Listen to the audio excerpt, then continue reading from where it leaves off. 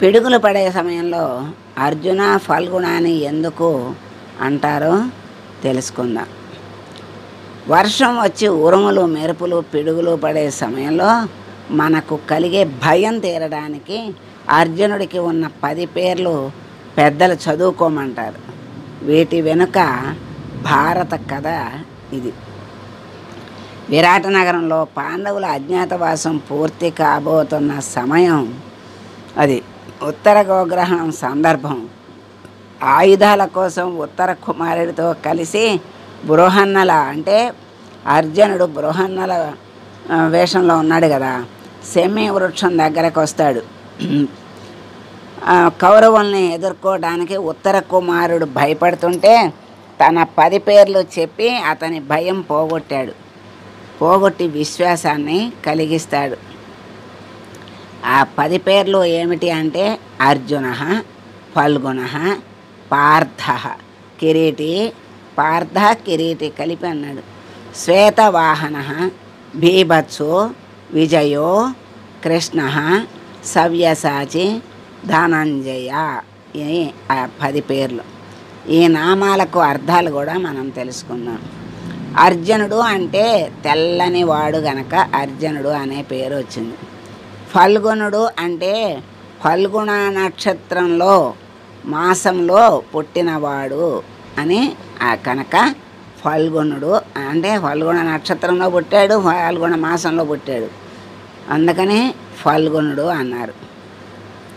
పృథ కుమారుడు అంటే కుంతీదేవి కుమారుడు గనక పార్థుడు అన్నారు.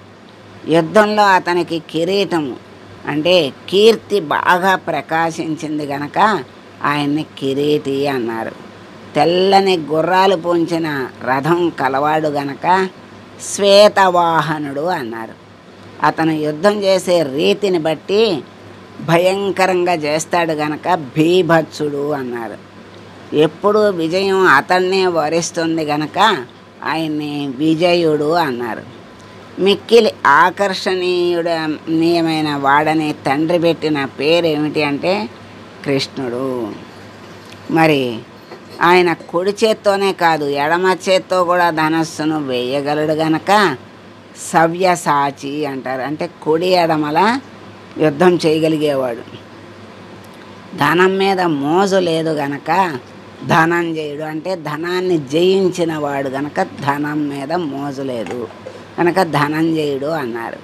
ఈ 10 పేర్లు వాటి అర్థాలు చెప్పుకుంటే ఏ భయమైనా తీరిపోతుంది కనుక ఈ భయం కలిగినప్పుడు ఏ భయం కలిగినా ఈ 10 పేర్లు స్మరిస్తే ఆ భయం పోతుంది అని చెప్పారు.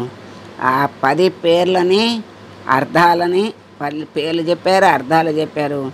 ఆ అర్థం ఎందుకు వచ్చిందో కూడా చక్కగా తెలియజేశారు. పుట్టిన దగ్గర నుంచి అర్జున, ఫల్గుణ, కిరీటి, పార్థ అంటమే కానీ మనకి విషయం తెలియదు.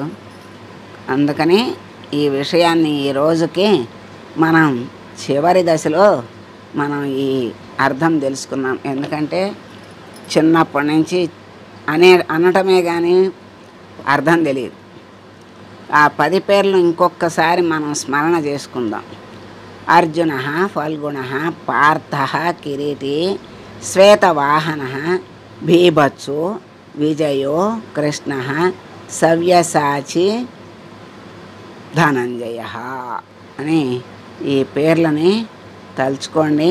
ఏ భయమైనా తగ్గిపోతుంది కనుక భయం లేకపోతే ఆరోగ్యము ఉంటుంది, ఆనందము ఉంటుంది.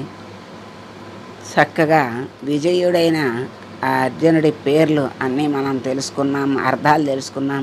ఆ అర్థం ఎందుకు వచ్చిందో మనకి తెలియజేశారు. ఇన్ని రోజులకి ఒక విషయాన్ని చక్కని విషయాన్ని మనం తెలుసుకున్నాం, తెలియజేశారు. తెలియజేసిన వాళ్ళకు కూడా నమస్కారాలు చెప్పుకుంటూ శుభం పలుకుదాం.